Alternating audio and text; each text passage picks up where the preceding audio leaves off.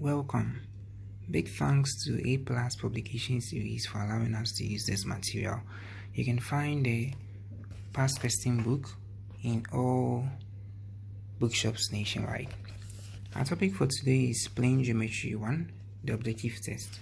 And our first question is number 2. So it says that in the diagram above, angle PQR is equal to angle PRS, which is equal to 90 degrees. So PQR here is equal to PRS here, which is equal to 90 degrees. Whenever you have a triangle with one of the interior angles being equal to 90 degrees, it means you have a right-angled triangle, and you can apply the Pythagoras theorem. That's done. We have PS is equal to 10 centimeters. So here PQ is equal to 3 centimeters and QR equal to 4 centimeters, and we have been asked to find RS. So when you have a right angle triangle, say this, okay, because one of the interior angles is 90, then you have the hypotenuse squared. So this is the hypotenuse, this is the adjacent, this is the opposite. So the hypotenuse squared is equal to the sum of the adjacent squared and the opposite squared. So you have the formula as h squared is equal to a squared plus o squared. So whenever you have h and a, you can find o. If you have a and o, you can find h. If you have h and o, you can find a. So here we have 3, we have 4. We are supposed to find here, right? Then we use this and this to find here, which is what is being required in the question. So this in this case is our hypotenuse. So we see h squared is equal to our adjacent, which is 3 squared plus our opposite, which is giving us 4. So we have h squared is equal to, we use our calculator here, so 3 squared plus 4 squared, we have 25. So we have h squared is equal to 25. Now how do we get rid of the squared? We're going to take the square root of each term. So h squared here, and then 25, we take the square root. So these 2 cancels this, because the square root is like half, okay, times the 2, which will give us what? 1. And any number raised to the power 1 is the same number. So you have h here. H here is equal to square root of 25. That is going to give us 5. So square root of 25, and we have 5. So we are taking the positive square root. So this gives us 5. So it means this part is 5. Now you can see that we have the adjacent for this triangle, and then the hypotenuse for this triangle, and we are being asked to find the RS, which is the opposite, right? So you can see that this is 2 triangles that have been stacked or joined together. So we found this. Now we are finding this. So in this case, it's going to be the 10 squared is equal to the 5 squared plus this part squared, right? So it's going to be something like 10 squared is equal to the 5 squared plus the RS squared. So that to find the RS is going to be 10 squared minus 5 squared. So we are grouping like terms here. It's equal to RS all squared like this, okay? Then with our calculator, we can find 10 squared minus 5 squared, and we have 75. So 75 is equal to RS squared, okay? Now, if you think the RS squared will confuse you, can even call this A or B or any other variable, okay?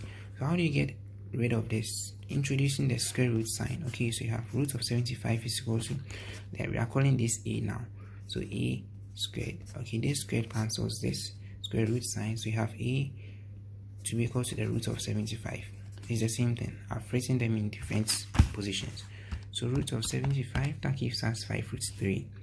So let's check here, 5 root 3, so that's the answer. Our next question is number 6. So it says, find the value of x in a diagram above. So you can see that for this diagram, this angle meets at this point, this meets here, this meets here. So all the angles are meeting at a point, and we see that for angles at a point, okay, they add up to 360 degrees. Now we are meant to find the x. So you can see that there are straight lines here, and we know that angles on a straight line add up to 180 degrees, right? So if I pick, let's say, this straight line like this, all these angles should add up to 180 degrees. So I can say x plus the angle here, right? So let me call it A for now. A plus this angle 35 should be equal to 180 degrees. But they said we should find x, right? So it means we will have to make x the subject. So x will be equal to 180 degrees minus 35 degrees minus a. Okay, now this is a number and this is a number, so we can solve this easily. How do we find the A? You can see that here and the 80, they are opposite angles, right? So opposite angles are equal, so it means the A is 80. So this would be 180 degrees minus 35 minus 80 degrees. So let's do that. 180 minus 35 minus 80, we have 65. So the x will be 65. Okay, our next question is question 9. So 9, it says that in the diagram A, B, and C, they are parallel lines. So A, B, and C, they are parallel lines. It means they are moving in the same direction. Okay, like they have the same direction. Now, what is the value of W? So like we just saw, this is W, right? So this is W. This is W, right? So you can see that this angle and this angle are opposite. And if they are opposite angles are equal, so it means here to be equal to 110 degrees, right? And you're going to see that this angle here and this angle here, they form what is known as co-interior angles, right? So this angle like this and this angle here form co-interior angles, and co-interior angles add up to 180 degrees. So we can see that W plus the 110 degrees is equal to the 180 degrees. So W plus 110 degrees is equal to 180 degrees. How do you find W? Clearly, this will be 180 minus 110. So 180 minus 110, right? That gives us 70. So 180 degrees. We bring 110 here minus 110. W is equal to 70 degrees. So that's the answer. Our next question is 93. So we have this. It says that in the diagram, MN, PQ, RS are three intersecting straight lines. Which of the following statements are true? Okay, so here our knowledge of the topic is being tested. So it says T is equal to Y. So we have T here, T is this, and Y is this. They are not opposite angles. They are all on the straight line, so it doesn't necessarily make them equal because we've not been given values for them. So this becomes a false statement. This one says x plus y plus z plus m is equal to 180. So x plus y plus z. So you can see this is a straight line, right? But it said plus m. So it's like you have this. This would have formed a straight line like this. This x plus y plus z. But if you add plus m, then you have something like this. So the line is no longer like this. It has now become something like this. And clearly this is not a straight line. It is only angles on a straight line that will give you 180 degrees. For angles like this, you can't tell that they are 180 degrees. So this one becomes false as well. And here we have x plus m plus n is equal to 180 degrees. So let's check x here plus m. Is it m? Plus n is equal to 180 degrees plus n. Okay, so let's see. You can see that y and n are opposite angles, so it means y is the same as n.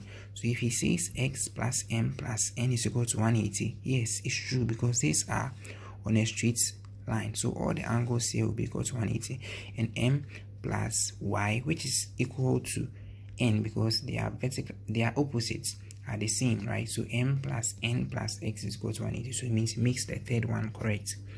And then the fourth one says x plus n. So x here plus n here is equal to m plus z. There are no values, so we can't conclude on this assumption, so it's false. So our answer is what we have gotten to be correct is the third one, which is B. Okay, our next question is number 9. Question number 9. Okay, we've done that. And then our final question will be 44. So we have this. It says find the value of the angle marked y. Okay, so let's explain this briefly. So you can see that this is also angles at a point, like we just did, right? Like this, because they are all meeting at a point. Angles at a point add up to 360 degrees. So we can easily find this by saying that 120 degrees plus 3x plus 5x. 3x plus 5x should be equal to 360 degrees, right? So clearly we can find this is 120 plus 8x is equal to 360. 8x is equal to 360 minus 120. Let's do that. 360 minus 120, and we have 240. So 8x is equal to 240. Dividing through by 8, we have x is equal to 240 divided by 8. So then we have 30 degrees. So x is 30. So the value of x is 30. Okay. So in this case, it's going to be 3 times the 30, and here it's going to be 5 times the 30 because it is 5x. Okay. Because this is parallel to this, we can extend this angle, this line rather. Okay. So that we can extend it, and by extension, you realize that this and this form co-interior angles. We just saw that a few seconds ago. So this and this forms co-interior angles, and what we know is that co-interior angles sum up to 180 degrees. So it means if let's call this place A plus the 3x should give you what? 180 degrees. So A plus the 3x should sum up to 180 degrees, and we have found x to be 30. So it means A plus 3 into bracket 30 should give you 180, and 3 into bracket 30 means 3 times 30, which will give us 90. So we have A plus 90 giving us 180 degrees. They will be equal to 180 minus 90. So A is equal to 90 here. Okay, so we have 90 degrees. So we're going to see that A now is equal to 90 degrees. This angle here is 90 degrees. Okay, so this angle and this angle were the co-interior angles, and they sum up to 180, and we found A to be 90. Then now you realize that this one and this one is a straight line because we've extended this one. So this one and this one too must sum up to what? 180 degrees. So the 90 plus y should be equal to 180 degrees. So y will be what? 180 minus 90, which will give you 90. So we are going to end on this section on this question. We'll continue in the next section. All the best.